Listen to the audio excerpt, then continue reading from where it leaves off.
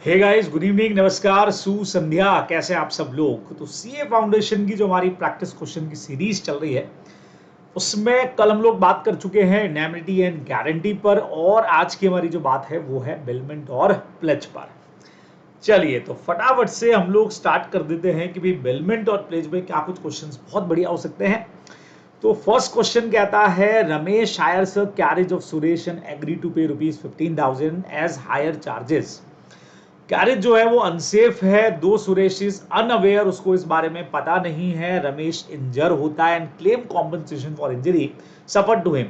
अब सुरेश पैसा देने से मना करता है, उसकी लाइबिलिटी आपको बतानी है। बहुत सिंपल है, बेलर की ड्यूटी बनती है कि जहां पे भी ग्रेचुटस बेलमेंट है, ठीक है, यानी कि अगर फ्री ऑफ कॉस्ट है या अगर नॉन ग्रेचुटस है जहां पे पैसे ले रहे हैं, तो वहां आपकी रेस्पॉन्सिबिलिटी क्या बनती है।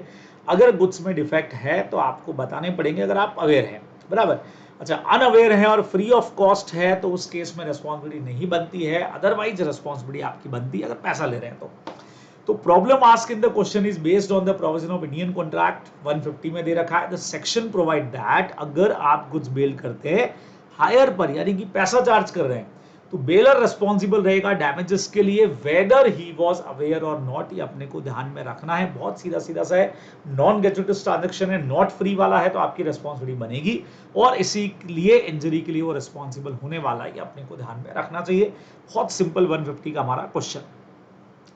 Mister Avinash wanted a loan from expanding his business from ABC bank. Avinash pledge करते हैं अपना स्टॉक बिजनेस के लिए to obtain loan from bank. Stock जो है उन्होंने अपना बिजनेस का स्टॉक जो है वो मॉर्गेज प्लेज कर दिया है। However, the expansion of business does not reap the desired result, and Mr. Avinash was not able to repay the loan. Now, ABC Bank wants to retain the stock for adjustment of loan. Advise ABC bank को करिए कि क्या वो ऐसा कर सकते हैं, क्या पेमेंट और लोन के इंटरेस्ट के अगेंस्ट में स्टॉक जो है वो रिटेन कर ले। आंसर आपको देना है। तो 173 कहता है कि पॉनी में retain the goods pledge not only for the payment और performance of the promise but for interest also and all necessary जो भी एक्सपेंसेस होंगे, जो अपने जिसको अपन कहते हैं नेसेसरी एक्सपेंसेस थे ऑर्डिनरी वाले, उन सब के लिए, for the preservation of goods pledge वगैरह, इन सब चीजों के लिए। तो एबीसी बैंक यहाँ पे बकायदा इंटरेस्ट के लिए, लोन अमाउंट के लिए रिटेन कर सकती है। ये अपने को आंसर में लिखना चाहिए था। बच्चों, डिफरेंस बिटवीन प्लेज और बेलमेंट का डायरेक्ट क्वेश्चन बनता है। दोनों का पर्पज अलग है। प्लेज इसी की एक वैरायटी है, जबकि उसका एक्सपांशन थोड़ा सा ज्यादा है। वहां अलग पर्पज हमारे होते हैं, सेफ कस्टडी के लिए, रिपेयर वगैरह के लिए, जबकि यहाँ लोन के बदले में सिक्योरिटी के लिए। राइट टू सेल, प्लेज में आपको सेल करने का राइट भी मिलेगा अगर पेमेंट नहीं होता है। बेलमेंट के अंदर जनरली ये राइट अपने पास में नहीं है, सिर्फ रिटेन करके अपन रख सकते हैं। प्लेजी जो है वो गुड्स को यूज नहीं करेगा। बेलमेंट में अगर यूज करने के लिए पर्पस के लिए लिया तो यूज करेगा ही। कंसिडरेशन प्लेज में हमेशा होगा, बेलमेंट विद और विदाउट होता है, हम लोग जानते हैं। और प्लेजी is discharge on the payment of depth या परफॉर्मेंस, और वहां पे जैसे आपका पर्पस पूरा होगा, कॉन्ट्रैक्ट खत्म हो जाएगा, तो ये अपने को ध्यान में रखना है। What are the rights available to the finder of lost goods? इस पे ज्यादा मुझे बात करने की जरूरत नहीं है। 168, 169 बहुत सिंपल तरीके से आप लोग पढ़ के आए हैं कि राइट्स क्या हैं, ड्यूटीज क्या हैं। 2/3 के बराबर अगर गुड्स का आपने एक्सपेंसेस कर दिया तो सेल कर सकते हो, पैरिशेबल को सेल कर सकते हो। उसके अलावा जो भी अगर प्राइस डिक्लेयर किया रिवॉर्ड, तो वो फाइंडर जो है वो ले सकता है, अपने को ध्यान में रखना है। बाकी ड्यूटीज अपने को पता ही है, तो रीएम्बर्समेंट वगैरह सारा लेगा। और राइट सेल करने का राइट तो नहीं है, लेकिन दो केस में पैरिशिंग और 2/3 के बराबर में अपन सेल कर सकते हैं। ये सब अपने को अच्छी तरह से आता है। और एक बाप रे, बड़ा सा क्वेश्चन एक दिख रहा है अपने को, देखते हैं क्या चीज है। अमर ने बेल किया 50 kg of high quality sugar to Sreejith who own a kirana shop promising to give ₹200 at the time of taking back the bail goods. ठीक है भाई, अब सृजित का जो एम्प्लॉय था उसको पता नहीं था, उसने मिक्स कर दिया। बच्चों, मिक्स वाला पॉइंट अपन पढ़ते हैं इसके अंदर, जहां विदाउट कंसर्न के मिक्स कर दिए जाएं। 50 kg of sugar belonging to the Amar with the sugar in the shop and packed into sale when Srijit was away. जब सृजित वहां पे था नहीं तो दोनों के शुगर मिक्स कर दिए, दोनों टाइप की, और सेल कर दिए, मतलब सेल के लिए रेडी कर दिया है। This came to the light only when Amar came asking for the sugar he had bail with Srijit as the price of specific quality of sugar had triple। ठीक है भाई, ट्रिपल हो चुकी है। What is the remedy available to अमर? अमर के पास में इस बारे में रेमेडी क्या है? इसी का एक पार्ट और पूछा गया था एक बार। विशाल ने 50 केजी हाई क्वालिटी शुगर किया है, किराना शॉप है, सेम क्वेश्चन पूछा, वही 200 रुपया। सिर्फ आईसी ने क्या किया, बच्चे लोगों नाम चेंज करके विशाल और नरेश कर दिया, बाकी सेम टू सेम क्वेश्चन यहाँ पे अपने को बोला हुआ है, बराबर। अब यहाँ पे दोनों का आंसर 157 कहता है कि बेली ने without consent of the baler goods को मिक्स कर दिया अपने गुड्स के साथ, और इस मैटर में कि it is impossible to separate it. तो क्या करना है, बेलर यहाँ पे एंटाइटल होगा कॉम्पनसेशन के लिए for the loss of goods. अपने को पता है यहाँ पे कॉम्पनसेशन मिलेगा गुड्स और साथ में कॉम्पनसेशन, दोनों प्राइस के बीच का जो डिफरेंस है वो लेगा। तो शुगर यहाँ पे अभी सेपरेट नहीं हो सकती है, तो यहाँ पे बट ऑब्वियस है उसको कॉम्पनसेशन लेने का राइट रहेगा। जो आपने पढ़ा था, अगर अलग कर सकते हो तो कर लो, सेपरेशन का खर्चा सारा जो है बिली बियर कर लेगा, बराबर। और विद कंसेंट किया है तो जो भी प्रोडक्शन निकलेगा उसको दोनों लोग बांट लेंगे, बहुत सिंपल सी बात थी। What is the liability of Bailey making unauthorized use of goods bailed? Okay, what is the Bailey की liability क्या है? तो अकॉर्डिंग टू सेक्शन 154 छोटा सा पार्ट है, if the bailee makes any use of goods bail which is not according to the condition, तो जो भी कॉम्पनसेशन हुआ अगर गुड्स में कोई डैमेज होता है तो बियर करेगा, अपने को ध्यान में रखना चाहिए था। नाउ अच्छा क्वेश्चन है, trustee acquired valuable diamond at a very low price by a voidable contract under provisions of Indian Contract Act। ठीक है भाई, अब voidable contract अभी तक कैंसिल नहीं हुआ है और ट्रस्टी ने उसको प्लेज कर दिया वीके के पास में। क्या है प्लेज, वैलिड होगी 178 यहाँ पे काम करता है। when the pawners has obtained possession of the goods pledged by him under a contract, voidable contract under section 19 है जो अपन ने पढ़ा था, but the contract has not been rescinded at the time of pledge।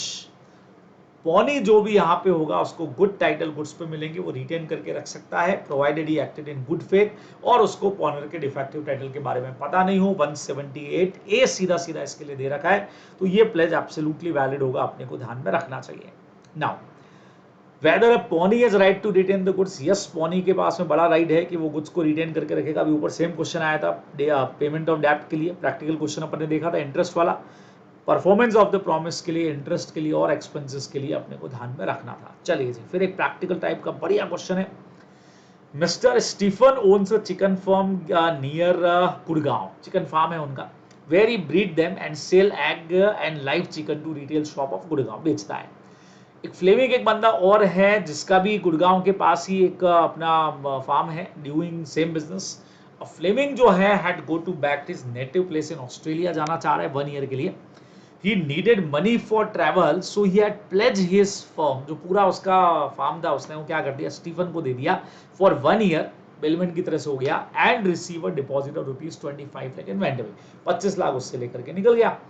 Eight a point of time उस वक्त जो stock था bird का वो 1 लाख का था, 10,000 के एग थे। कंडीशन ये थी कि जब वो रिटर्न होगा तो 25 लाख जो भी लिया वापस कर देगा और देन उसकी पोजीशन में वापस से आ जाएंगी, जो पोजीशन उसने दिया वो ले लेगा। आफ्टर 1 ईयर फ्लेमिंग वापस आता है, पैसा वापस कर देता है। At the time there were, उस वक्त में 1,09,000 तो लाइव बर्ड्स हैं, इंक्रीज हो गया क्योंकि 10,000 एग थे तो उसकी वजह से इंक्रीज हुआ, बराबर। Hatching of egg out of 10,000 तो 9,000 बढ़े, और अभी जो है वो 15,000 एग थे जो पहले से सिर्फ 10,000 ही थे। अब स्टीफन एग्री होता है रिटर्न करने के लिए खाली 1 लाख लाइव बर्ड्स की, भी मैंने 1 लाख लिया था तो तुम 1 लाख वापस ले लो, और 10,000 एग तुमने रखे थे 10,000 वापस ले लो, ऊपर का जो भी है वो सब मेरा है भाई, ये उसका कहना है ना, बेली का। तो ड्यूटीज बतानी है आपको यहाँ पे स्टीफन एस पॉनी, अब एस पॉनी की जगह आप प्लेज ले सकते हैं, सही है, बेली की जगह पे प्लेज भी ठीक है क्योंकि 25 लाख का डिपॉजिट लिया और उसके बदले में उसने प्लेज पर रखा है। और फ्लेमिंग को एडवाइस करो कि भाई क्या उनके राइट्स मिलने वाले हैं, तो according section 163 in the absence of any contract to the contrary, Bailey bound है to deliver the bailor or according his direction any increase or profit which may have occurred from the goods bail। तो जो भी increase आपको वापस करना पड़ेगा, question हमने समझा दिया। फाइनल आंसर ड्यूटीज क्या है स्टीफन की कि वो बाउंड है पूरा, इंक्रीज जो 9,000 बढ़कर 5,000 जो है 10 की जगह 15,000 हो गए, वो सब आप वहां पे वापस करोगे, ड्यूटी बनती है। और फ्लेमिंग जो है उसका क्या राइट है कि वो ये सब चीजें इंक्रीज जो है वो रिकवर कर सकता है, भाई जो उसकी ड्यूटी हो इसका राइट हो गया, ये अपने को ध्यान में रखना चाहिए था। नेक्स्ट क्वेश्चन है, Shyam at the request of Govind sell goods which were in the position of Govind. Shyam जो है वो at the request of Govind कुछ गुड्स सेल करता है जो गोविंद के ही पोजीशन में है। हाउएवर गोविंद को उनको बेचने का राइट ही नहीं था और श्याम को इस बारे में पता नहीं था, did not know this and handed over the proceed of the sale to Govind. और उसने क्या किया, Shyam did not know the know this, उसको पता नहीं था, और जो भी पैसा आया वो उसने गोविंद को दे दिया।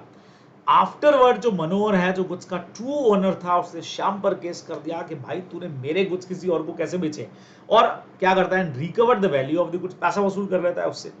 अब आपको दो चीजें यहाँ पे बतानी है, बढ़िया सा पॉइंट है, is Govind liable to indemnify Shyam for his payment to Manohar. भाई गोविंद के कहने में श्याम ने बेचा था, अब उसके अगेंस्ट में ये मामला आ गया है, तो क्या रिकवर कर सकता है क्या, और what will be the liability of Govind if the goods are prohibited drugs. ये वाला क्वेश्चन जो हमारा है, अब ये क्वेश्चन किस तरह से जाएगा देखिएगा, बढ़िया पॉइंट इसके अंदर है। अकॉर्डिंग टू सेक्शन 178 ऑफ Indian contract act, where a mercantile agent is with the consent of owner possession of the goods or document of title any pledge made by him। समझिएगा कि अब ये पॉइंट यहाँ पे क्यों आया हमारा, बराबर।